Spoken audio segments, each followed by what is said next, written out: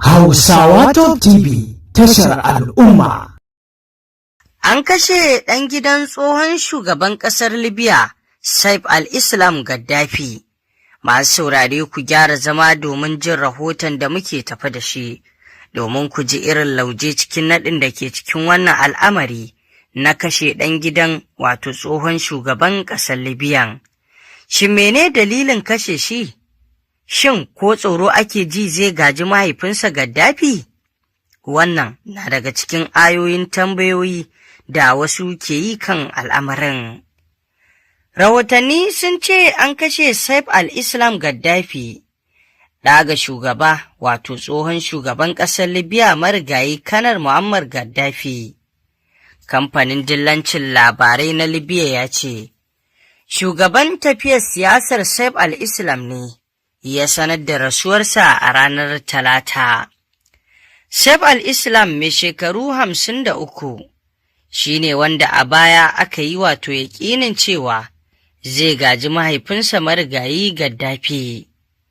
‘Yar uwarsa Saif ta shaidawa kafar talabijin ta Libya cewa ya rasu ne a kusa da wato kan iyakar ƙasar da Algeria, sai dai ba a bayyana yadda ya rasu ba. Babu tabbas kan yadda lamarin ya faru, inda a kafafen yaɗa labarai a ƙasar ta Libya ke bayar da rahotanni mabambanta. Saif al-Islam Gaddafi ya kasance mutum mafi tasiri kuma wato wanda aka fi tsoro a Libya bayan mahaifinsa Muammar Gaddafi, wanda ya mulki ƙasar daga shekara ta 1969 har zuwa lokacin da aka kifar da gwamnatinsa, kuma aka kashe shi a shekara ta 2011. Saif wanda wato aka haifa a shekarar 1972 ya taka muhimmiyar rawa a gabar Libya da wato ƙasashen yamma a shekaru na 2000 har zuwa lokacin da aka kifar da gwamnatin mahaifinsa. Bayan kifar da mahaifinsa Saif al-Islam Gaddafi, wanda aka zarga da taka muhimmiyar rawa wajen murƙushe zanga-zangar adawa da gwamnati, ya sha ɗauri a hannun wata ƙungiya wato masu ɗauke da makami na kimanin shekara 6 a birnin wato kotun nan wadda ake kira mai hukunta wato manyan laifuka ta yi yunƙurin gurfanar da shi kan zargin aikata laifukan take haƙƙin ɗan adam sanadiyar rawar da ya taka a wato yunƙurin murƙushe masu zanga-zanga a shekara ta 2011. A shekarar 2015 wata kotu a Libya ta yanke masa hukuncin kisa duk da ba ayyana ba. Wato ya tsara manufofin Libya da kuma wato jagorantar muhimmiyar tattaunawar ta cimma yarjejeniyoyi duk da cewa baya rike da wato wani mukami na gwamnati. Cikin irin waɗannan yarjejeniyoyi har da wadda ta sanya mahaifinsa ya wato jingine shirinsa na mallakar makamin nukiliya. Cimma wannan yarjejeniya wato ta sanya ƙasashen duniya sun cire takunkuman da suka ɗora wa ƙasar ta Libya, kuma wasu sun riƙa yi wa Saif kallon wato mutum mai ƙoƙarin kawo sauyi a ƙasar ta Libya. Saif ya sha nanata cewa bai yi niyyar wato gadar mulki daga mahaifinsa ba, inda ya ce mulki ba gona ba ce da za a gada. Sai dai a shekara ta 2021 ya sanar da aniyarsa ta takarar shugaban ƙasa a wani zaɓe wanda aka dage wato ba tare da wanda aka ɗage ba tare da sanya sabon lokacin da za a gudanar da shi ba.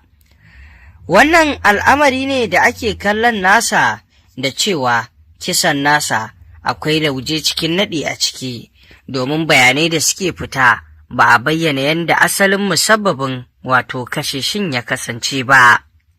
Sai dai babban batu na zargi da ake yi kan kashe shin zai zamanto alaƙa ce babba da ake kallon da bayanin wato tsayawarsa kan wannan mukami na shugabancin ƙasar Libya, idan har ya samu ya ɗare karagan mulkin ƙasar, to tabbas zai shimfiɗa abubuwa irin yadda mahaifinsa ya shimfiɗa, domin barewa ba za ta gudu ba ɗanta ya rarrafe. Wannan ne ya sanya Turawa suke jin tsoron al'amarin, domin idan ba za ku manta ba, lokacin Muammar Gaddafi, wato mahaifinsa, ya galabaitar da Turawa saboda irin yadda bai ɗaga masu ƙafa ba ko kaɗan. Ya shimfiɗa tsari na addinin Musulunci a ƙasar. Dukkan wasu al'amura da suka shafi tafiyar ƙasa ta tsarin addinin Musulunci yake gudanar da shi. Gaddafi shi ne mutum wanda Turawa ke tsoro, kuma wato wanda a yanzu ake magana cewar har yanzu a tarihin Majalisar Ɗinkin Duniya UN ba a samu wani shugaban ƙasa da ya je gabanta ya tsaya ya yi abin da Gaddafi ya yi ba, ya nuna jan wuyansa. Har yanzu ba a samu wanda ya haka sama da Gaddafin ba. Kuma irin yadda bai ba wa Turawa ƙofa ko wato kafar shan iska a ƙasarsa ba, bai ba su damar wato cimma dukkan wani muradi nasa a kan ƙasarsa ba, sai bayan lokacin da suka shirya maƙarƙashiyar aka kashe shi, sannan suka samu cimma abin da suke so su cimma. Kuma haka zalika Muammar Gaddafi da Sani Abacha mai rasuwa na Najeriya, da Bare mai nasara na ƙasar Nijar, da kuma Idris Deby na ƙasar Chadi, waɗannan mutane duka Turawa sun jagoranci kashe su saboda irin yadda suka ɗauko wata tafiya da za su ‘yantar da Afirka baki ɗaya, kuma Afirka za ta zamanto tana magana wato da murya guda ɗaya.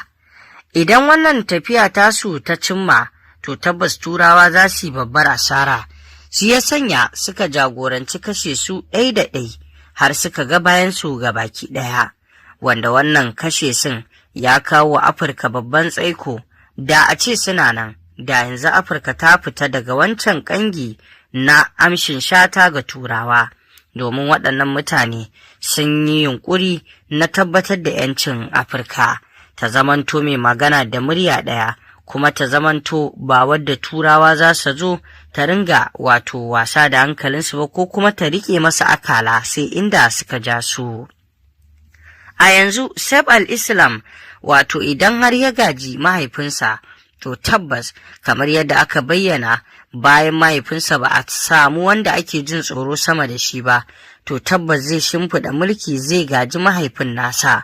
Kuma idan ya gaji mahaifin nasa, babban al'amari ne da zai ƙara gagarar Turawa, kuma zai shimfiɗa abubuwan da Turawa, yanda Libya a yanzu ta kacame, to sai ya ga bayan komai.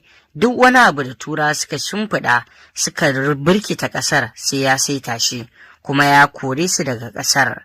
Wannan ana ganin na ɗaya daga cikin babban dalilin kashe shin. To masu saurare me za ku ce kan wannan al'amari na kashe ɗan gidan Gaddafin?